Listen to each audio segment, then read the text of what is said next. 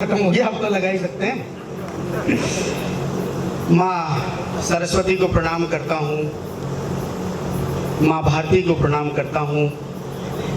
जिस जगह पर यह कवि सम्मेलन हो रहा है, जिस पवित्र स्थान पर यह कवि सम्मेलन हो रहा है, माँ करणी के चरणों में चरण स्पर्श करता हूँ। ये मंच बहुत ही समृद्ध है, जहाँ ताऊ जी विराजमान हों, मुकुट साहब हों, सबके नाम, विद्रोही जी मेरे गुरु, आपके भी हैं मेरे भी हैं, दीपक भाई, शून्य सा और चारण साहब, इनका भी नाम ले ही लेते हैं, आयोजक हैं तो। हाँ, सभी आ गए, एक बार में निपटा दिया, मैं तो शॉर्ट में ठीक है। ये बहुत पवित्र मंच है और जिस शख्सियत की वजह से ये कवि सम्मेलन हो रहा है। देखिए, आज आपने सूरज और चंद्रमा मिलते देखे होंगे।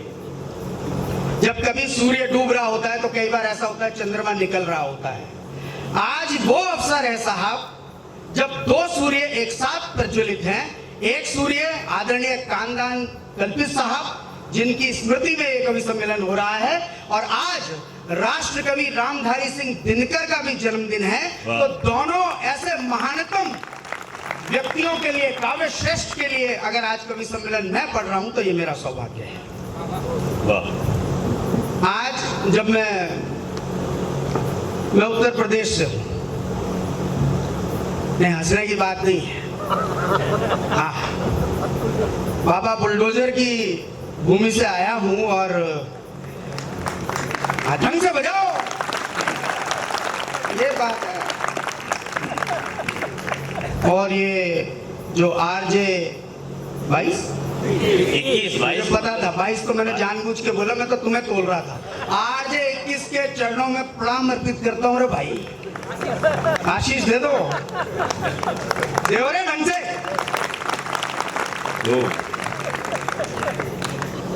मैं जब अपने घर से निकला साहब आदरणीय, तो मेरी घरवाली बोली कि यार कहाँ जा रहे हो? नागौर राजस्थान में है, पानी वानी है नहीं, क्या करोगे वहां पे? मैंने कहा यार अब तो कवि सम्मेलन है, जाना पड़ेगा भाई। कि नहीं वहां इतनी दूर क्या मतलब है? तो आप ही के राजस्थान के किसी बड़े कवि की 4 पंक्तियों से मैंने उस बावली को समझाया। बावली कहने की हिम्मत इसलिए कर रहा हूं कि अभी दूर है, आप गलती मत करना, सही, ठीक है? तो आप ही की पंक्तियां लेकर, आप ही के किसी बड़े कवि की पंक्तियां लेकर आदरणीय, मैंने उसको समझाया कि बादल यूं ही बरस जा, बादल यूं ही बिखर जा, बिन वर्षा बिन गज। बादल यूं ही बिखर जा, बिन वर्षा बिन गज, और पानी रो काई पिए और रगत पियोड़ी रज। पानी रो काई, पानी रो काई। अच्छा, ज्यादा कुछ होना मत, मारवाड़ी अपने को इतनी आती है जितनी सोनिया मैडम को हिंदी आती है, ठीक है? हाँ, चलिए थोड़ी सी ऊर्जा दीजिए। बहुत समृद्ध मंच है, सभी को प्रणाम करता हूँ। ताऊ जी हंस रहे हैं तो मेरा कवि सम्मेलन तो सफल हो गया, ताली बजा सकते हो, अपना काम हो गया। और इनको तो हम टीवी में देखते थे, मैंने तो अभी 2 बार छू के देखा, मतलब ओरिजिनल है कि दूसरा उठा रहा है। खतरनाक आदमी है भाई। चलिए एक बार ताली बजा दीजिए, मैं थोड़ा खुल जाऊं, थोड़ा सा अभी बंधा हुआ हूं। ऐसे नहीं, हाथ उठा के दोनों मां करणी के दरबार में बैठे हैं आप लोग। सुख देनो दुख मेटनो, मां करणी रो नाम, चरण शरण चरण शरण देश चारणी, कोटि कोटि प्रणाम। अब बजाओ ताली, अब मारवाड़ी खत्म अपनी, इतनी आती थी बस। कि मेरी कलम नहीं है गिरवी दिल्ली के दरबारों में। अरे वाह वाह, सुनिए साहब, स्वागत है। कि मेरी कलम नहीं है गिरवी। शुरू होना चाह रहा हूँ, ताली देना, बजाना एक बार जम के। अभी नहीं, एडवांस पेमेंट मत करो रे, तुम तो वैसे पेमेंट नहीं करते हो आरजे 21 वालों, ताऊ जी को बुला देते हो। कि मेरी कलम नहीं है गिरवी दिल्ली के दरबारों में, मेरी कलम नहीं है गिरवी दिल्ली के दरबारों में, ना मेरी गिनती होती है केवल चाटुकारों में। मेरी कलम नहीं है गिरवी दिल्ली के दरबारों में, ना मेरी गिनती होती है केवल चाटुकारों में। अगर देश हित काम करोगे वंदन गा भी सकता हूँ, वरना अपनी भाषा से दर्पण दिखला भी सकता हूँ। वाह वाह अगर देश वाह, एक वाह, शानदार, शानदार, वाह, अगर देश हित वाह। काम करोगे वंदन गा भी सकता हूँ, वरना अपनी भाषा से दर्पण। और हम दर्पण दिखला सकते, क्यों वाह। फिरते हैं यहाँ पर रात भर, क्यों जागते फिरते हैं? ये सब लोग इतने बड़े बड़े लोग, इनके घर में काम नहीं है क्या? लेकिन इनका एक उद्देश्य है इस देश को जगाने का, इस देश को आगे बढ़ाने का, इस देश में जो विपदाएं हैं विपदाएं हैं उनको आगे हटाने का। तब ये लोग रात भर आपके समक्ष आते हैं। तो अब मेरा क्या उद्देश्य है कि राष्ट्रभक्ति के सुप्त होचले भाव जगाकर रख दूंगा, राष्ट्रभक्ति के सुप्त होचले भाव जगाकर रख दूंगा। अफरा तफरी मच जाएगी सत्ता के प्रतिमानों में, राष्ट्र खोल कर टपका दूंगा आज तुम्हारे कानों में, राष्ट्र खोल कर टपका दूंगा आज तुम। और एक बुजुर्गों को हमसे एक शिकायत रहती है दीपक सर, वो शिकायत रहती है कि यार तुम बड़े बिजी हो गए हो, और इस बिजी इतने व्यस्त हो गए हो कि इस आपाधापी में तुमने अपने इतिहासों को भुला दिया, अपनी जो परंपराएं हैं, जो संस्कृति है उसको भुला दिया। तो 4 पंक्तियां पढ़ता हूं, आप तक पहुंचे तो मुझे बताना कि जीवन की आपाधापी में एहसासों को भूल गए। जीवन की आपाधापी, वाह, जीवन की, ये तुम्हारे लिए है युवाओं और बुजुर्गों की शिकायत है कि जीवन की आपाधापी में एहसासों को भूल गए, बाजारों ने इतना रौंदा इतिहासों को भूल गए। वाह, जीवन की आपाधापी में एहसासों को भूल गए, बाजारों ने इतना रौंदा इतिहासों को भूल गए। अरे तुमने दुनिया के मस्तक पर गौरव तिलक लगाया है, वीर शिवाजी, राणा शेखर, भगत सिंह को पाया है। जिस बरगद को दीमक चाटे उसका गिरना निश्चित है, और जो पीढ़ी इतिहास भुला दे उसका पतन सुनिश्चित है। वाह वाह जो पीढ़ी वाह, इतिहास वाह, भुला दे, बहुत बढ़िया, जो शानदार, पीढ़ी इतिहास भुला दे, शानदार, शानदार। उसका पतन सुनिश्चित है। बहुत तो बढ़िया। जागो हनुमान के अंशों, जागो पवन पुत्र के अंशों, तुम्हें जगाने आया हूँ।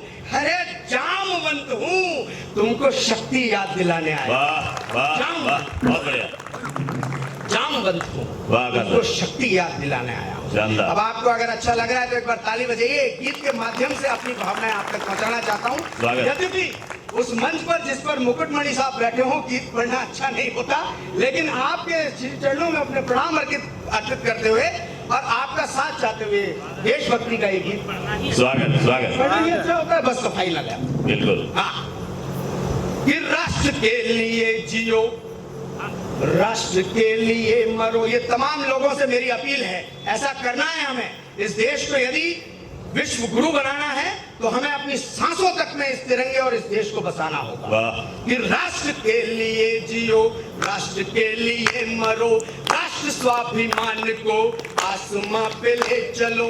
राष्ट्र के लिए जियो, राष्ट्र के लिए मरो, राष्ट्र स्वाभिमान को आसमां पे ले चलो। वाह। गर्व युक्त भाल दो, रक्त में उबाल दो, राष्ट्र यज्ञ में स्वयं के शीश काट डाल दो, और सारे बंधनों को तोड़ दो।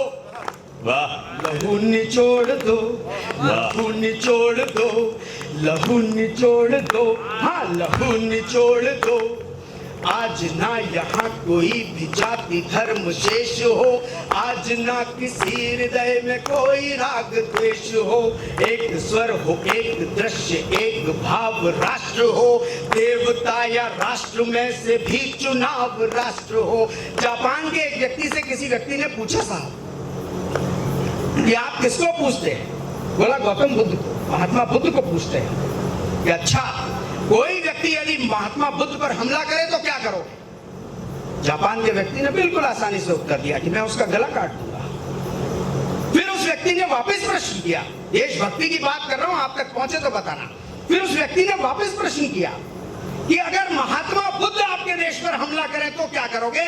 उसने 1 सेकंड में जवाब दिया कि मैं महात्मा बुद्ध का गला काट दूंगा, वाह। मेरे देश से बड़ा कोई नहीं। तब कहता हूँ वाह। कि आज ना यहाँ कोई भी जाति धर्म शेष हो, आज ना किसी हृदय में कोई राग द्वेष हो, एक स्वर हो, एक दृश्य, एक भाव राष्ट्र हो, देवता या राष्ट्र में से भी चुनाव राष्ट्र हो, वाह। और उसी आघात से लोह युक्त घात से एकता में जो बंधे हैं शक्तिशाली हाथ से, शत्रुओं की गर्दनें मरोड़ दो, लहू निचोड़ दो, वाह। लहू निचोड़ दो। एक बार ताली बजा दो, अच्छा लगाओ।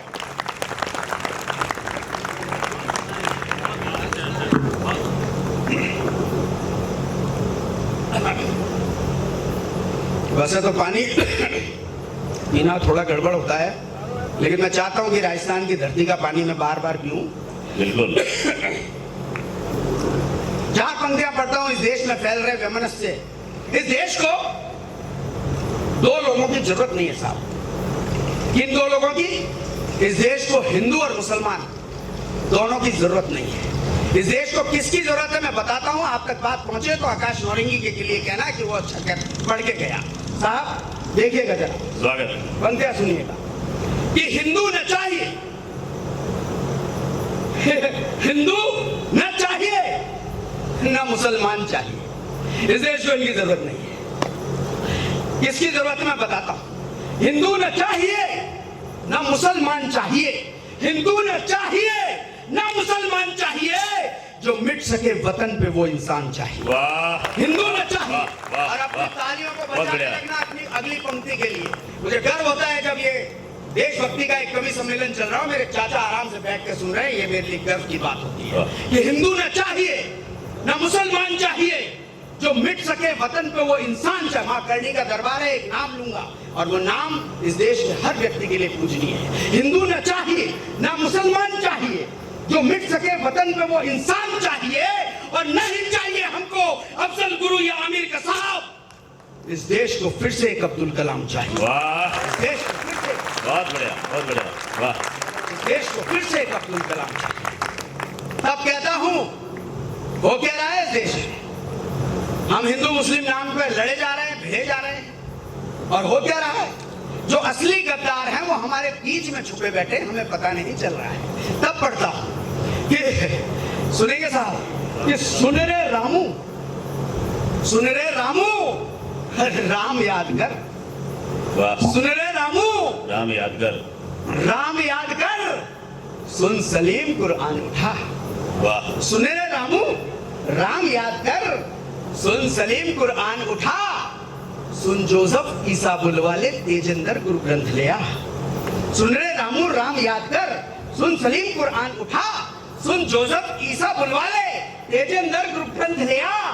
आओ मिलकर बैठे सारे और सभी ये बात विचारें, अरे किसने हम में नफरत बोई, किसने खड़ी करी दीवारें। वाह। आओ मिलकर बैठे जा सारे और सभी ये बात विचारें, किसने हम में नफरत बोई, किसने खड़ी करी दीवारें, मेरे तेरे उसके दिल के। वाह। वाह। मेरे तेरे उसके दिल के बीच बना दीवार कौन है? और जब सारे ही देशभक्त हैं तो फिर ये गद्दार कौन है? वाह। जब सारे ही देश- वाह। वाह। वाह भैया का। जब जानदार। सारे ही देशभक्त। एक प्रश्न आपके मन में अक्सर उठता होगा कि ये जो नेता लोग होते हैं, कोई नेताजी बैठो माफ करें, ये जो नेता लोग होते हैं ये अपने बच्चों को सेना में क्यों नहीं भेजते लड़ने के लिए? ये प्रश्न अक्सर कई बार आ जाता है सामने, प्रश्न पूछा जाता है। आज एक जवाब देकर जा रहा है आकाश नौरंगी, और वो जवाब आप तक पहुंच जाए तो मुझे बताना कि स्वागत। जिस सरहद पर हम अपने किसान भाई, एक इस देश का आम व्यक्ति अपने बच्चों को लड़ने के लिए भेजता है, वो सरहद क्या है? चाचा सरहद से बुलावा आ गया, दिखे? ठीक है। अभी सम्मेलन तकड़ा चल रहा है कि वहां अभी तो शुरू भी नहीं हुआ है, वो तो यहाँ से होगा कि वहां मतलब सरहद पे क्यों नहीं भेजते नेता लोग, या खुद क्यों नहीं जाते लड़ने? चार पंक्तियां पढ़ रहा हूं, आप तक पहुंचे तो बताना कि वहां मंदिर मस्जिद जात पात के नारे काम नहीं आते। वाह। सरहद पे बहुत वहां बढ़िया, बहुत बढ़िया। मंदिर मस्जिद जात पात के नारे काम नहीं आते, वहां अल्लाह बीच नहीं आता, यादों में राम नहीं आते। वहां मंदिर मस्जिद जात पात के नारे काम नहीं आते, वहां अल्लाह बीच नहीं आता, यादों में राम नहीं आते। वहां सीधे हमले होते हैं, यूं शय और मात नहीं होती, सीनों से सीने भिड़ते हैं, छुप करके घात नहीं। वाह वहां वाह नौरंगी, क्या बात, वाह वहां बहुत बढ़िया, बहुत बढ़िया, मंदिर शानदार, मस्जिद जात पात के वहां कुछ याद नहीं आता बेटा। शानदार। वहां मंदिर मस्जिद जात पात के नारे काम नहीं आते, वहां अल्लाह बीच नहीं आता, यादों में राम नहीं आते। वहां सीधे हमले होते हैं, यूं शय और मात नहीं होती, सीनों से सीने भिड़ते हैं, छुप करके घात नहीं होती। अरे जहां जात पात की बात नहीं, जहां जगह नहीं घोटालों की, ऐसी सरहद पर जा बैठे क्या हिम्मत खद्दर वालों की। वाह जहां अब संभालना पंक्तियों को और तालियों का अंगार खड़ा करना प्रांगण में। अगर सच बात कह गया हो नौरंगी कि जहां जात पात की बात नहीं, वाह क्या बात, ताली बजाओ। ये नागौर का प्रेम देखिए, वहां मंदिर मस्जिद जात पात के नारे काम नहीं आते बहन जी, वहां अल्लाह बीच नहीं आता, यादों में राम नहीं आते। वहां सीधे हमले होते हैं, यूं शय और मात नहीं होती, सीनों से सीने भिड़ते हैं, छुप करके घात नहीं होती। अरे जहां जात पात की बात नहीं, जहां जगह नहीं घोटालों की, ऐसी सरहद पर जा बैठे क्या हिम्मत खद्दर वालों की। उस लहू मांगती सरहद पर सर्वस्व लुटाया जाता है, कायर लोगों का नहीं, शेर का खून चढ़ाया जाता है। वाह कायर लोगों का, वाह वाह क्या बात, कायर लोगों का नहीं। और आप तो राजस्थान की मिट्टी में पैदा हुए हो साहब, आपने ऐसे ऐसे सूरमा और शूरवीर पैदा किए। पूरे विश्व का इतिहास एक जगह रख दिया जाए, एक तराजू पर रख दिया जाए, और भारत का इतिहास एक तराजू पर रख दिया जाए, तो उस तराजू का पलड़ा नीचे होगा। पूरे भारत का इतिहास एक जगह पर रख दिया जाए और सिर्फ राजस्थान का इतिहास एक तराजू पर रख दिया जाए, तो राजस्थान वाला तराजू का पलड़ा भारी होगा। वाह क्या बात, इस बात का मुझे गर्व है कि मैं इस मिट्टी पर अपना कर्म क्षेत्र बनाकर बैठा हूं। आपने महाराणा प्रताप को पैदा किया इस धरती पर, जितना वंदन करूं, जितना नमन करूं कम है। हमने मुलायम सिंह को पैदा किया,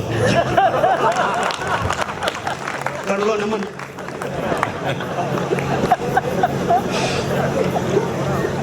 आपने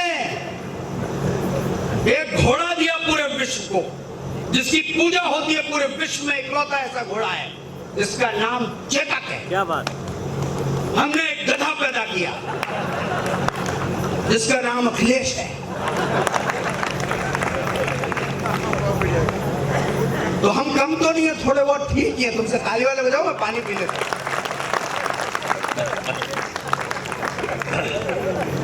वाह आकाश बहुत बढ़िया पढ़ रहे हो,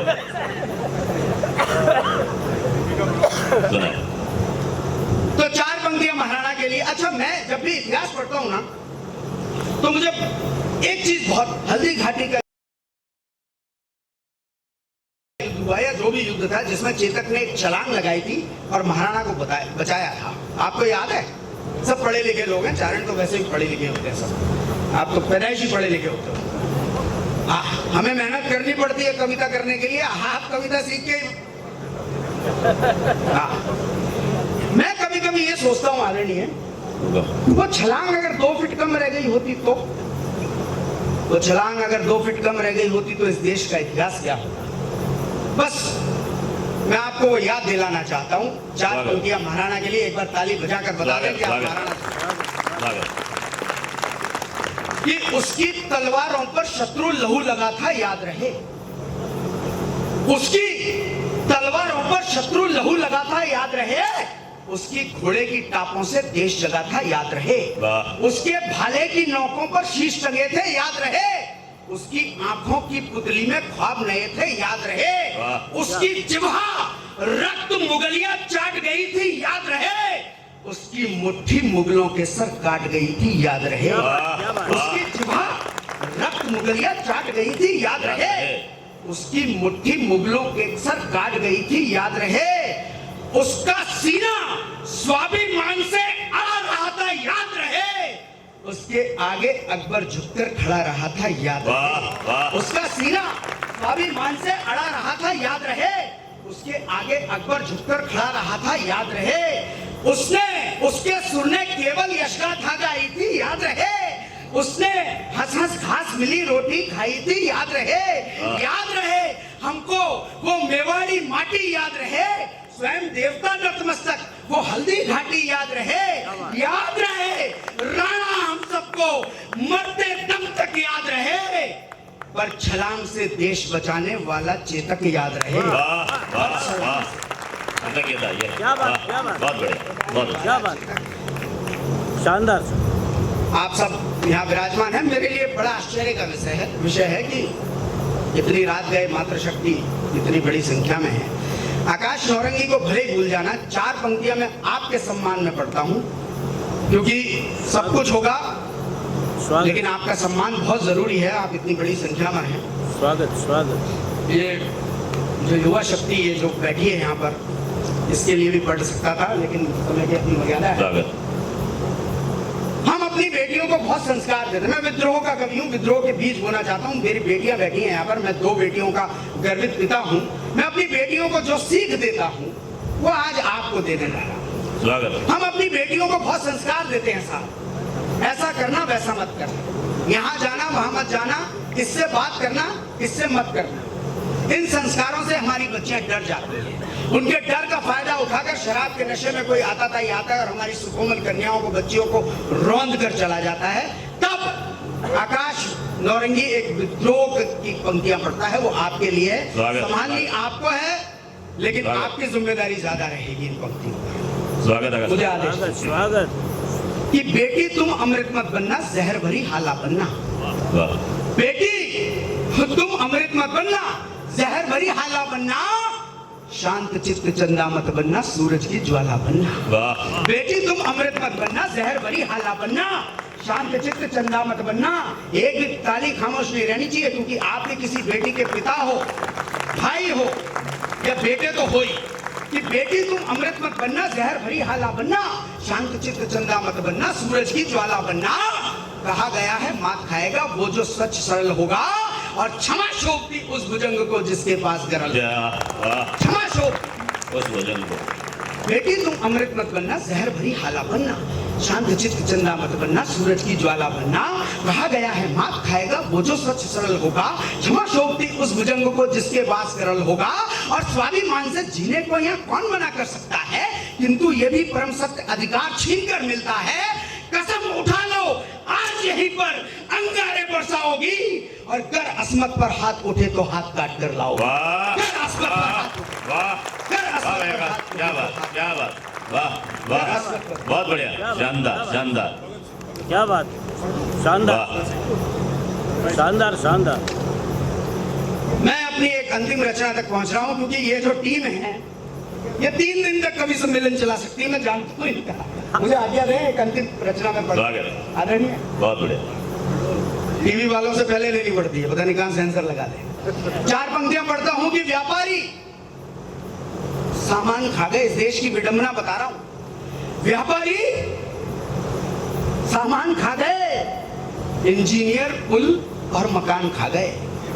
व्यापारी सर सामान खा गए, व्यापारी सामान खा गए, इंजीनियर पुल और मकान खा गए।